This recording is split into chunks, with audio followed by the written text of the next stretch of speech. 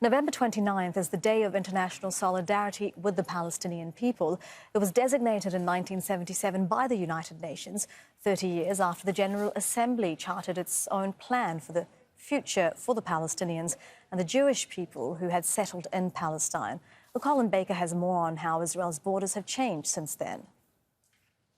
In 1947, the United Nations General Assembly passed Resolution 181, ending Britain's occupation of Palestine and partitioning it into two independent states.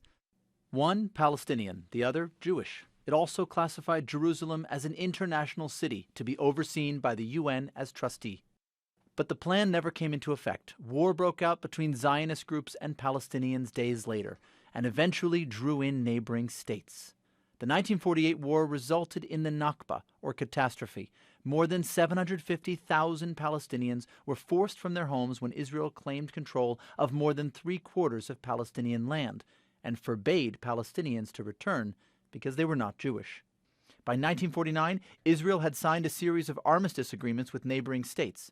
Egypt would control the Gaza Strip and Jordan the West Bank and East Jerusalem. That was the status quo until 1967, when war broke out again between Israel, Egypt, Syria, and Jordan. Israeli forces occupied the West Bank, Gaza, and East Jerusalem, as well as the Golan Heights and the Sinai Peninsula. The conflict lasted years, culminating in another war in 1973 between Israel, Egypt, and Syria. It wasn't until 1982 that Israel withdrew from the Sinai.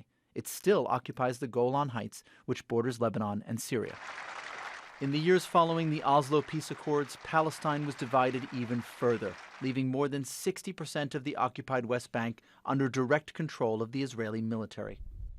Today, about 700,000 Israeli settlers live in the occupied West Bank in roughly 300 settlements and outposts, all of which are illegal under international law.